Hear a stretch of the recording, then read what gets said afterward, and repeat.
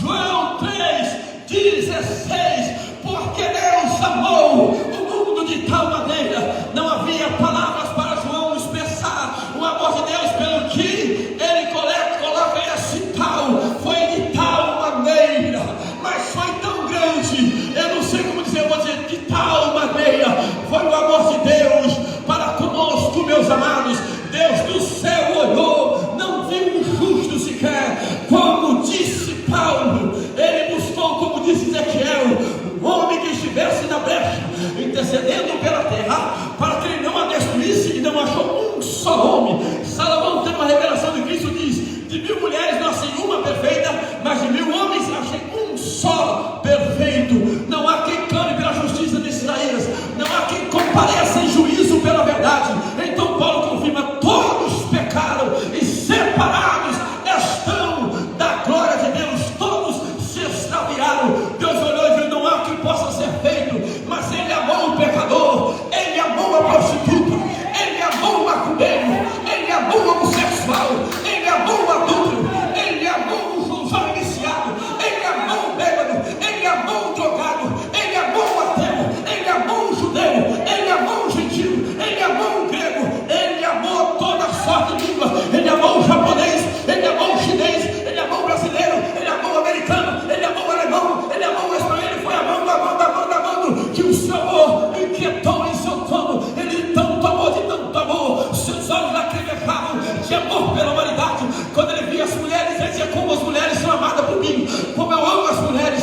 Como ele viu os homens rústicos, muitas vezes maus e duros, mas como eu amo esses homens, como eu amo. Ele olhou as crianças, como eu amo as crianças. Ele olhou todo o planeta Terra, naquela época em que Jesus veio, há 2000 anos, já estava povoada a terra, mas ele amou o mundo de tal maneira, ele foi cheio de tanto amor, o rosto de Deus brilhava na sua morada eterna, de tanto amor pelo homem, pelo que a palavra de Deus reconciliou o mundo consigo mesmo, mesmo quando o homem era inimigo dele, ele amava o homem, ele não amava como merecia amor, ele amava de forma incondicional, ele tinha misericórdia, porque ele tinha misericórdia de quem ele tinha misericórdia, e não devia estar chaçando para ninguém, mas ele amou tanto, que ele começou a olhar para o seu filho, que está à sua destra, ele olhava para o seu filho é lindo, os seus olhos como chama de fogo, os seus cabelos brancos como a neve, os seus pés como latão reluzente, e Deus tremia-se no trono de tanto amor pelo mundo, mas ele olhava para o seu filho, ele estava planejando enviá-lo, mas aquela beleza do seu filho amado, seu unigênito,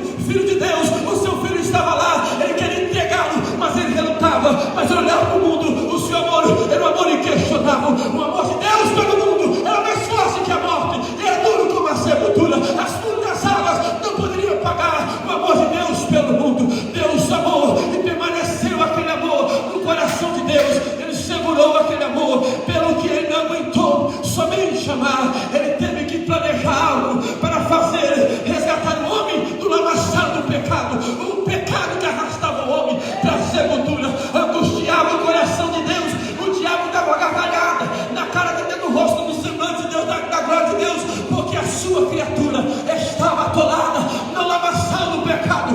Mas Deus então, ele fez o seguinte, ele amou de tal maneira que ele pega e enfia o seu filho, para que todo aquele que olhasse para o seu filho, então não ficasse mais preso no pecado, e dali saltasse para a vida eterna. Ele pega Jesus e manda para a cruz, e lá na cruz Jesus está com seus olhos inchados, e lá na cruz ele está com uma coroa de espinho cravada em seu couro cabeludo, e lá na cruz o sangue desce por meio dos seus olhos, ele não consegue coçar os seus olhos ardem pelo seu sangue derramado, escorrendo pela sua testa, o seu rosto está inchado, a sua barba está falhada, porque puxaram, o salmista diz, arrancaram a sua barba, os seus olhos vendados, sendo esmurrado, aí já estava sem a venda, então olhava e dizia assim: diga isso, que é o Messias mesmo, de quem foi que ele bateu com os olhos vendados, mas sem as vendas, esclareciam e diziam: salva-te a ti mesmo, mas ele estava limpo, porque Deus o meteu naquela cruz, Deus agradou no ele, Jesus, ele estava sendo moído, ele estava sendo esmagado, ele estava sendo pisado, mas ele não havia de ser quebrado. Queriam quebrar as suas pernas, quebraram dos dois lados, da direita e esquerda, mas a de Cristo não puderam quebrar, mas ele foi transpassado,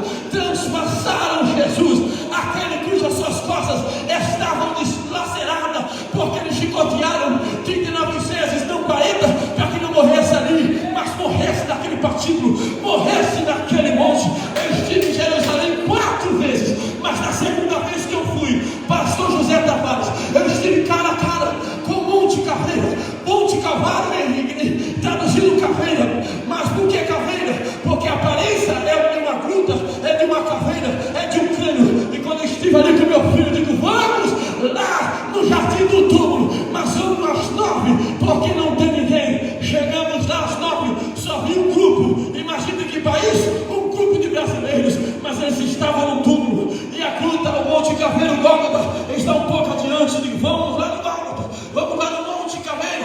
Chegando lá não tinha ninguém, só eu e meu filho, mas eu fui tomado, surpreendido por algo que eu não esperava. Vocês não são obrigados a crer, mas vocês não são incrédulos, vocês são crentes, e é bom que seja crente. Jesus diz, Tomé, seja crente e não incrédulo.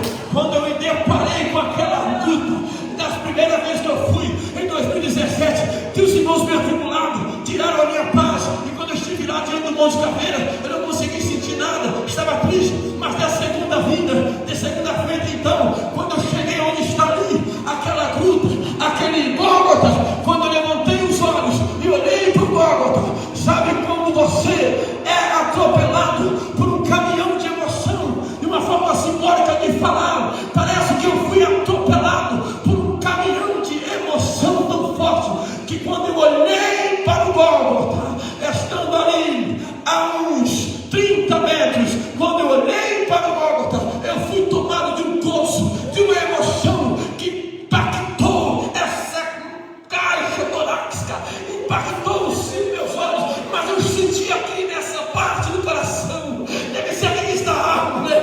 Porque eu chorava, eu fui tomado por um sentimento de amor por Cristo. Então eu baixei minha cabeça chorando, aos pés da lágrimas correndo, meu filho me olhando para lá, e quando eu levantava os olhos, na medida que eu levantava os olhos, eu orava, aquele caminhão de emoção, de graça, me tomava e passava por cima de mim, toda vez que eu olhava. Então naquela vez, realmente, foi aqui que ele morreu, porque eu só vim olhar, não planejava falar em línguas aqui, não fui forçar para dizer, eu quero sentir, não, eu só fui para ver o Gólgota, mas quando eu olhei, o poder de Deus me tocou, testificando que Cristo maravilhoso, que a história diz que existiu, e que lá foi crucificado, não foi somente um homem, como os judeus dizem que são, o irmão judeu, não, ele de fato, é tudo que essa palavra está falando dele. Ele é maravilhoso, ele é conselheiro, ele é Deus forte, ele é Pai da eternidade, e ele é príncipe da paz. Ele estava naquela cruz de pendurado, o castigo que nos traz a paz estava sobre ele, por isso tanto castigo sobre ele, tanta bofetada sobre ele, tanta zombaria sobre ele. No momento que sentia sede, quase para morrer, pediu água, lhe deram vinagre, ele cuspiu o vinagre e disse, Pai, está consumado, nas tuas mãos entrego o meu espírito. Então Cristo padece, José de Arimateia, com aquele Nicodemo, salvo por Jesus, que foi ter com ele de noite, leva ele, enterram lá, colocam lá naquela gruta, lá naquele túmulo, ele é selado com uma pedra, os guardas ficam vigiando, mas ao terceiro dia, o anjo desceu, bateu em seus ombros e disse, Jesus, acorda, o Pai está te chamando. E ele saiu da sepultura, está vivo, está entre nós nessa noite.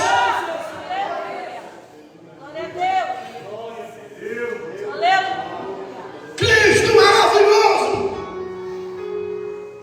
tão amado, tão desprezado, tão querido, tão odiado.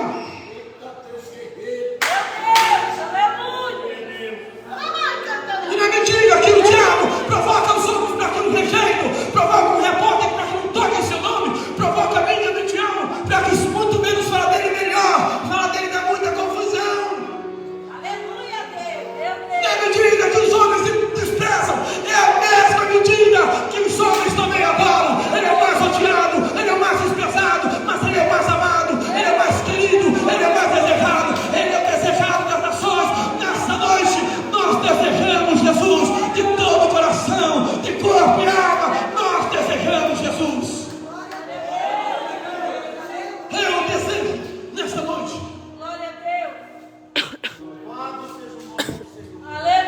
Eu desejo por tudo que ele tem mostrado a mim. Aleluia, Deus maravilhoso. Em relação à sua real existência, eu desejo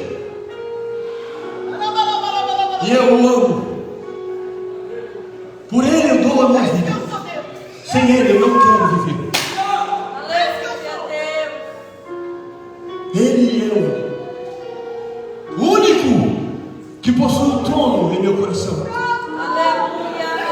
Glória. Fiz para ele um trono aqui em minha alma. E lhe convidei a sentar Oh, meu Deus. para sempre. Aleluia. Ele aceitou reinar em meu coração.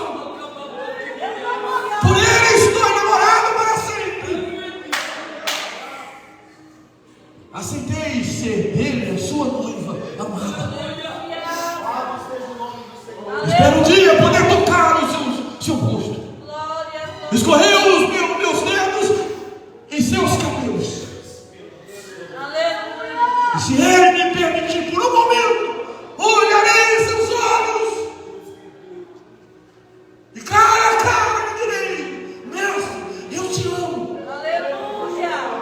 Por agora eu vivo daqui, mas não muito distante, o futuro não muito distante. Eu verei cara a cara, face a face. Eu verei como ele é. E o diabo não vai me arrancar essa glória. Nunca, Satanás, nunca vai me roubar este gozo. Este é o meu sonho de consumo. Quero o rosto do meu Senhor.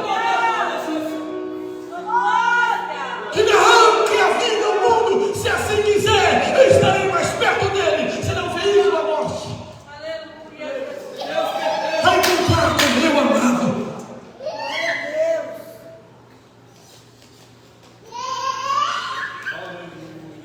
A este Jesus toda honra, toda glória, todo louvor.